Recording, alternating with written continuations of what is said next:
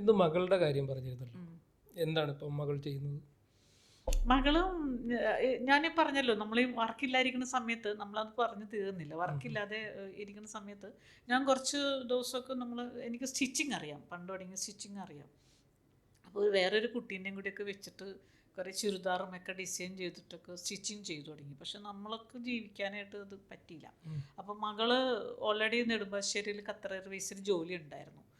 അത് ഡാഡി മരിച്ചപ്പോൾ അത് റിസൈൻ ചെയ്തതാണ്. കാരണം വീട്ടിൽ പിന്നെ ആളില്ലാതെ വന്നപ്പോൾ മോള് ജോലിക്ക് പോവാതിരുന്നു, ഞാൻ മാത്രം ജോലിക്ക് പോയിരുന്നു. അപ്പോൾ മോള് ഓൾറെഡി വർക്ക് പഠിച്ചിട്ടുള്ളതാണല്ലോ, ഫാഷൻ ഡിസൈനിങ്ങും ഒക്കെ അവൾ പഠിച്ചിട്ടുണ്ട്. ഇവിടെയെങ്കിലും നമ്മുടെ കൊച്ചിയിലൊക്കെ നമ്മൾ എവിടെയെങ്കിലും വർക്കിന് പോയാൽ കൂടി ഒരു 15,000 രൂപയ്ക്ക് അന്ന് സാലറി ഉള്ളൂ. ആ ഒരു സാലറിയും കൊണ്ട് ഞങ്ങൾക്ക് ജീവിക്കാനായിട്ട് പറ്റത്തില്ല. അതുകൊണ്ട് ഞാൻ പറഞ്ഞു, മോൾ ഇവിടെ ഇരുന്നിട്ട് എന്തെങ്കിലും പഠിക്കുകയൊക്കെ ചെയ്തു, ഞാൻ ജോലിക്ക് പോകുന്നതുകൊണ്ടാണ് ഞാൻ ജോലിക്ക് പോയത്. എനിക്കും കൂടി ജോലി ഇല്ലാതെ സമയം വന്നപ്പോൾ മോൾക്ക് ജോലി പോകാതെ പറ്റാതെയും അങ്ങനെ ജോലി കിട്ടിയത് ബാംഗ്ലൂരായിരുന്നു. ബാംഗ്ലൂർ ജോലിക്ക് വന്നപ്പോൾ പിന്നെ അവളൊറ്റയ്ക്ക് വിടാനോ, അന്ന് അത്രയൊരു ചെറിയ കുട്ടി തന്നെയാണ് അവൾ, ഒറ്റയ്ക്ക് വിടാനൊന്നും പറ്റത്തില്ലായിരുന്നു. മാത്രമല്ല മോൾക്കും കല്യാണം കഴിഞ്ഞ് കുട്ടി ഉണ്ടായിരുന്നു, ചെറിയ കുട്ടി ഉണ്ടായിരുന്നു. അപ്പം ഞങ്ങൾ ഒരുമിച്ച് തന്നെ അങ്ങോട്ട് പോയി. ആ സമയത്താണ് ഫീൽഡിൽ നിന്ന് മാറി നിൽക്കണ ഒരു പേര്. കാരണം അന്ന് നമ്മുടെ സിം കാർഡ് കേരളത്തിന് പുറത്ത് ഉപയോഗിച്ചാൽ ഇൻകമ്മിങ്ങിന് ചാർജ് ഉണ്ടായിരുന്നു ആ കാലത്ത്. അപ്പം അതുകൊണ്ട് നമ്മൾ ആ നമ്പർ വേണ്ടാന്ന് വെച്ചിട്ട് കളഞ്ഞായിരുന്നു. പിന്നെ ഞാൻ പലരെയൊക്കെ ബന്ധപ്പെടുന്നുണ്ടായിരുന്നു, എന്തെങ്കിലുമൊക്കെ വർക്കുകൾ വന്നാൽ അത്യാവശ്യം 1-2 ദിവസമൊക്കെ ആണെങ്കിൽ അവിടെ നിന്ന് പോരാം, കുഴപ്പമില്ലെന്ന രീതിയിൽ. പക്ഷെ എന്നെ എല്ലാവരും പറഞ്ഞു, ഫ്ലാഷ് ആവുമല്ലോ പെട്ടെന്ന് ഒരാളില്ല എങ്കിൽ. ആ സമയത്താണ് ന്യൂജൻ പടത്തിൻ്റെ സ്റ്റാർട്ടിങ്. അപ്പോൾ ക്യാരക്ടേഴ്സിനൊക്കെ പലരും വിളിച്ചുവെങ്കിലും എന്നിലേക്കാ വിളിയെത്തിയില്ല. ബാംഗ്ലൂരാണ് ബിന്ദു, അവിടെ സെറ്റിൽഡ് ആണ്, അഭിനയിക്കുന്നില്ല എന്നുള്ളൊരു മൊത്തം ഇന്നും പ്രൊഡക്ഷൻ കൺട്രോളർമാരും ആയിരിക്കും. അങ്ങനെ അങ്ങോട്ട് പരന്നു. ഇന്നും അത് മാറിയിട്ടില്ല. ഇന്നിപ്പോൾ ഞാൻ ബാംഗ്ലൂരിൽ നിന്നൊക്കെ തിരിച്ചു വന്ന് പിന്നെ കോവിഡ് കാലത്ത് ഞാൻ കുറച്ച് റിയൽ എസ്റ്റേറ്റൊക്കെ ചെയ്തിരുന്നു. അന്ന് നമുക്ക് വേറെ ജീവിത മാർഗത്തിന് വേറെ ഒരു ജോലിയും ഇല്ല. അന്ന് റിയൽ എസ്റ്റേറ്റാണ് കുറച്ച് മുന്നിൽ നിന്നത്. ആ റിയൽ എസ്റ്റേറ്റ് ചെയ്ത് നമ്മുടെ സിനിമാക്കാർക്കൊരു ഒരുപാട് പേർക്ക്, ഒരു 50% പേർക്കെങ്കിലും അറിയാം ഞാൻ റിയൽ എസ്റ്റേറ്റ് ചെയ്തിരുന്നു. അപ്പോൾ അതിനുശേഷം വന്നത് ബിന്ദു റിയൽ എസ്റ്റേറ്റ് ചെയ്ത് കോടിക്കണക്കിന് രൂപ ഉണ്ടാക്കി. എന്തെങ്കിലും സമ്പാദിച്ചിരുന്നു? സമ്പാദ്യമൊന്നും ഉണ്ടായിരുന്നില്ല, നല്ല ഏണിങ്, ഒരു മാസം നല്ലൊരു വരുമാനം ഉണ്ടായിരുന്നു. അതെ, ഞാൻ അന്ന് എൻ്റെ കൂടെ എൻ്റെ അച്ഛനും അമ്മയും മോളും കൊച്ചും എല്ലാവരും ഉണ്ടായിരുന്നു. കോവിഡ് ആയതുകൊണ്ട് ആർക്കും ജോലിയൊന്നും ഇല്ലല്ലോ. അപ്പം എൻ്റെ ഈ ഒരു വരുമാനം കൊണ്ട് മാത്രമാണ് ഞങ്ങൾ ജീവിച്ചത്. അന്ന് ഞാൻ റെൻറ്റിന് നല്ല എമൗണ്ട്, അത്യാവശ്യം നല്ല വീടും കാര്യങ്ങളൊക്കെ ആയിരുന്നു. അപ്പോൾ ഒരു മാസം നല്ലൊരു പൈസ വേണമായിരുന്നു ജീവിക്കാൻ. അപ്പം ഇതുകൊണ്ട് മാത്രമാണ് ഞാൻ ജീവിച്ചിരുന്നത്. റിയൽ എസ്റ്റേറ്റ് ഇന്നും എന്തെങ്കിലുമൊക്കെ സെയിൽ സംഭവം കണ്ട് ഞാൻ ഇപ്പോഴും ചെയ്യാറുണ്ട്. അതൊരു മോശമായ പണിയാണെന്ന് തോന്നിയിട്ടില്ല. പുതിയ ന്യൂജൻ സിനിമയെക്കുറിച്ച് പറഞ്ഞല്ലോ, ഇപ്പോൾ ബിന്ദു സീനിയർ ആർട്ടിസ്റ്റാണ്. പുതിയ പുതുമുഖങ്ങൾ, പെൺകുട്ടികളായാലും ആൺകുട്ടികളായാലും ഇന്ന് സിനിമയിൽ ഒരുപാട് വരുന്നുണ്ട്. നല്ല അഭിനയവും നല്ല പിന്നെ എന്താ പറയുക, നല്ല കഴിവുള്ള ആൾക്കാരാണ്. അവർക്ക് സിനിമയെക്കുറിച്ച് എന്താണ് ബിന്ദുവിന് കൊടുക്കാനുള്ള ഒരു ഉപദേശം അല്ലെങ്കിൽ ഒരു മെസ്സേജ്? ഞാനിപ്പോൾ ഇടയ്ക്കിടയ്ക്ക് ഓരോ പടങ്ങളൊക്കെ കാണുമ്പോൾ പുതുമുഖ ആൾക്കാർ ഒരുപാട് പേരുണ്ട്. പക്ഷേ സത്യത്തിൽ എനിക്കത് ചില ക്യാരക്ടേഴ്സ് കാണുമ്പോൾ ഭയങ്കര സങ്കടം വരാറുണ്ട്. ഈ സിനിമ എന്ന് പറയുന്നത്, സിനിമാ നടി എന്നൊക്കെ പറയുമ്പോൾ നമ്മൾ എന്താണ് നമ്മുടെ മനസ്സിൽ വരുന്നത്? മമ്മൂട്ടി, മോഹൻലാൽ, അല്ലെങ്കിൽ പണ്ട് നസീർ സാറ്, ജയഭാരതി, ഷീലമ്മ എന്നൊക്കെ പറയുമ്പോൾ സിനിമാ നടിക്കൊരു, അല്ലെങ്കിൽ സിനിമ അഭിനയിക്കുന്നവർക്ക് ഒരു ഭംഗി വേണം എന്നാണ് നമ്മൾ ചിന്തിക്കുന്നത്. അതെ, ഒരു കാലത്ത് അങ്ങനെ ആയിരുന്നു. ഒരു കാലം വരെ, അതാണ് സത്യം. ഒരു കാലം വരെ.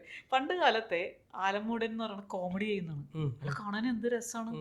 ആലമൂടൻ്റെ മകൻ എന്ത് ഭംഗിയാണ് അല്ലേ, എന്ത് രസമാണ് കാണാനായിട്ട്. അപ്പൊ അന്നത്തെ എന്ത് ക്യാരക്ടർ ചെയ്യുന്നവരും നല്ല ഭംഗിയാണ്. ഇപ്പൊ ഞാൻ അഭിനയിച്ച 90s തുടങ്ങി ഞാൻ അഭിനയിക്കുന്നെങ്കിലും ഓരോ ക്യാരക്ടർ, ഒരു സിനിമ കാണാൻ പോകുമ്പോൾ ഇപ്പോൾ ഒരു ആണുങ്ങളാണെങ്കിലും പെണ്ണുങ്ങളാണെങ്കിലും ആ ഭംഗി അവരെ ആസ്വദിക്കുന്നുണ്ട്. ഇപ്പോൾ എന്നെ പലരും നമ്മുടെ നാട്ടിലോ അല്ലെങ്കിൽ വേറെ എവിടെയെങ്കിലൊക്കെ ചെല്ലുമ്പോൾ പറയും, അയ്യോ നേരിട്ട് കാണാനാണ് ഭംഗി, സിനിമയിലല്ലാട്ടാ. സിനിമയിലാണ് ഞങ്ങൾ ഭംഗിയെന്ന് വിചാരിച്ചു, പക്ഷെ ഇപ്പോൾ നേരിട്ട് കണ്ടപ്പോൾ നേരിട്ട് കാണാനാണ്ടാ മാഡത്തിൻ്റെ ഭംഗി അല്ലെങ്കിൽ ചേച്ചീൻ്റെ ഭംഗി എന്ന് പറയും. കാരണം അപ്പം ഞാൻ പറയും, അത് നമ്മൾ ഏജുള്ള ക്യാരക്ടർ പണ്ട് തുടങ്ങി നമ്മൾ അമ്പിളിച്ചേട്ടൻ്റെയും മാളച്ചേട്ടൻ്റെയൊക്കെ ജോഡിയായിട്ട് അഭിനയിക്കുമ്പോൾ നമ്മൾ ആ ക്യാരക്ടർ ആവുകയാണ്, അവിടെ ഭംഗി നോക്കുന്നില്ല. പക്ഷെ അവർക്കറിയാം ഈ ഒരു ആർട്ടിസ്റ്റ് എന്ന് പറയുമ്പോൾ അല്പം കാണാൻ ഭംഗിയുള്ളതാണ്. അതേപോലെ തന്നെ നമ്മുടെ കൂടെ അഭിനയിക്കുന്ന എല്ലാവർക്കും അത് ഒരു പേഴ്സണാലിറ്റി അല്ലെങ്കിൽ ആ എന്തെങ്കിലും ഒരു ഭംഗി ഉണ്ടാവും. ഒന്നിൽ കണ്ണിനഴക്, അല്ലെങ്കിൽ ചിരിക്കുമ്പോൾ പണ്ട് ചില ആർട്ടിസ്റ്റൊക്കെ ചിരിക്കുമ്പോൾ എന്ത് ഭംഗിയാണ് നമ്മളിപ്പോഴും പറയാറ്. നമ്മളത് കണ്ടിട്ടാണ് ഇരിക്കുന്നത്. അപ്പോൾ സിനിമ കണ്ടിറങ്ങുമ്പോൾ നമ്മുടെ മനസ്സിലൊരു സന്തോഷമുണ്ട്. പക്ഷെ ഇന്ന് സിനിമ കണ്ടിറങ്ങുമ്പോൾ നല്ല കുറേ ആർട്ടിസ്റ്റിനെ കണ്ടെന്നോ അല്ലെങ്കിൽ അങ്ങനെ ഒരു സന്തോഷം കിട്ടുമെന്ന് എനിക്ക് തോന്നുന്നില്ല. കാരണം ഒരുപാട് നല്ല ആർട്ടിസ്റ്റുകളുടെ കൂടെ അഭിനയിക്കുന്ന ഭാര്യമാരെന്ന് ഒരിക്കലും മോശമൊക്കെ ആരെയും പറയുന്നതല്ല കേട്ടോ. അത് അവരുടെ പേരോ ഒന്നും എനിക്കറിയത്തില്ല, ഒരാളുടെ പേര് എനിക്കറിയത്തില്ല. പക്ഷേ പണ്ട് കാലത്ത് നമ്മുടെ വേലക്കാരി വേഷം അങ്ങനെയൊക്കെ ചെയ്തിരുന്ന, അല്ലെങ്കിൽ അതേപോലെയൊക്കെ ചെയ്തിരുന്ന കുറേ ആർട്ടിസ്റ്റുകൾ തിരഞ്ഞെടുത്ത് ചെയ്യുന്നതാണ്. കാരണം അധികം ഭംഗിയില്ലാത്തതും ഇച്ചിരി കളർ കുറഞ്ഞ ആൾക്കാരൊക്കെയാണ് അന്ന് അങ്ങനത്തെ ക്യാരക്ടറൊക്കെ ചെയ്യുന്നത്. അപ്പോൾ അതേപോലെയൊക്കെ അഭിനയിക്കുന്ന ആൾക്കാരാണ് ഇപ്പോൾ നല്ല ക്യാരക്ടർ ചെയ്യുന്നത്. സത്യത്തിൽ എനിക്ക് കാണുമ്പോൾ കൊതി വരും, ദൈവമേ ഇങ്ങനത്തെ ഒരു ക്യാരക്ടർ എനിക്കിപ്പോൾ കിട്ടുന്നില്ലല്ലോ എന്നുള്ളത്. അത് ഞാൻ വളരെ ആത്മാർത്ഥത്തോട് പറയുന്നതാണ്. ഇവിടെ ആരെ മോശമാക്കാനോ അല്ലെങ്കിൽ നമ്മൾ വലിയ ആളാണെന്നോ അല്ലെങ്കിൽ അവർ വലിയ ഒന്നുമല്ല, സത്യമാണ് ഞാൻ പറയുന്നത്. അപ്പോൾ വിഷമം തോന്നാറുണ്ട്. ഇപ്പോൾ സുധീഷിൻ്റെ ഭാര്യ അല്ലെങ്കിൽ ജഗദീഷ് ചേട്ടൻ്റെ ഭാര്യ, അങ്ങനെയുള്ള വലിയ ആർട്ടിസ്റ്റിൻ്റെ ഭാര്യമാരാണ് ഈ പറയുന്നത്. നമ്മൾ പല പടത്തിലും എല്ലാ പടവും കാണുന്നവർക്ക് അവരെ പരിചയം ഉണ്ടാവും. എന്നെ സംബന്ധിച്ച് ഞാൻ എല്ലാ പടമൊന്നും പോയി തിയേറ്ററിൽ പോയി കാണാറില്ല, അതിനുള്ള സമയവുമില്ല. ഇപ്പം ഒട്ടിക്ക് തുടങ്ങിയതിന് ശേഷം ഒരു സൺഡേ മാത്രമേ എനിക്ക് ഒഴിവുള്ളൂ. അപ്പോൾ ഈ കാണുമ്പോൾ നമ്മുടെ മനസ്സിനൊരു വിഷമമാണ്.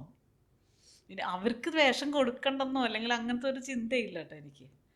പിന്നെ അതുപോലെ തന്നെ ഇതൊന്നും ഞങ്ങളെപ്പോലെ ഇപ്പോൾ ഇത്രയും ഞാൻ 33-34 വർഷമൊക്കെ ആയെന്ന് തോന്നുന്നു കറക്റ്റ് നോക്കിയാൽ. അപ്പോൾ ഒരിക്കലും നമ്മുടെ പോലെയൊക്കെ അത്രയും ഒരു ലോങ് ടൈം അവർക്ക് കിട്ടുമെന്ന് എനിക്ക് തോന്നുന്നില്ല. എത്ര പടം മൊത്തം ചെയ്തിട്ടുണ്ട്?